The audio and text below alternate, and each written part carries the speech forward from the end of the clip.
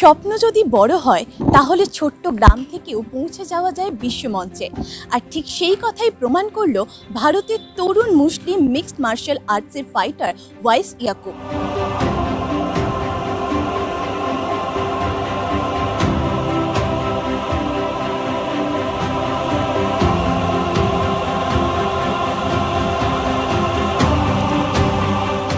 জম্মু ও কাশ্মীরের পুলওয়ামার এই তরুণ অদম্য সাহস, জেদ এবং লড়াইয়ের মানসিকতাকে সঙ্গী করে পৌঁছেছে মিক্সড মার্শাল আর্টসের আন্তর্জাতিক মঞ্চে, গড়েছেন সাফল্যের ইতিহাস।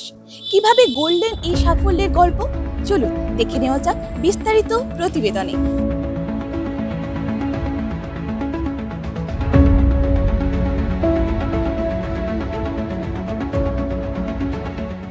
জম্মু ও কাশ্মীরের পুলওয়ামার ছোট্ট গ্রাম মুররান, সেখান থেকেই শুরু ওয়াইস ইয়াকুবের লড়াইয়ের পথ চলা।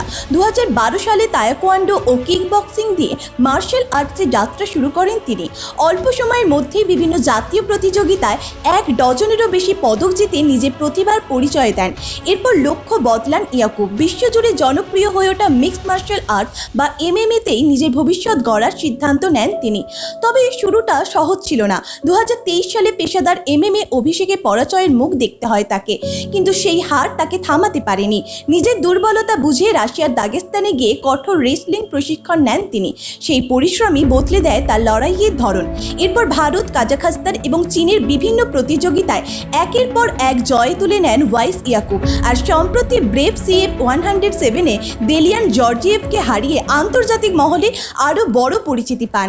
শুধু নিজের সাফল্যেই থেমে থাকেননি ইয়াকুব। 2015 সালে পুলওয়ামায় প্রতিষ্ঠা করেন লায়ন্সডেন মার্শাল আর্টস একাডেমি। ইতিমধ্যে সেখানে 200-র বেশি তরুণ তরুণী প্রশিক্ষণ নিয়েছে। এখন ওয়াইস ইয়াকুবের লক্ষ্য একটাই, বিশ্বের সবচেয়ে বড় MMA সংস্থা UFC-তেই জায়গা করে নেওয়া এবং আন্তর্জাতিক মঞ্চে ভারতের নাম আরও উজ্জ্বল করা। পুলওয়ামার এই তরুণ যোদ্ধার স্বপ্ন পূরণের দিকে এখন নজর গোটা দেশের। ব্যুরো রিপোর্ট, জি বাংলা।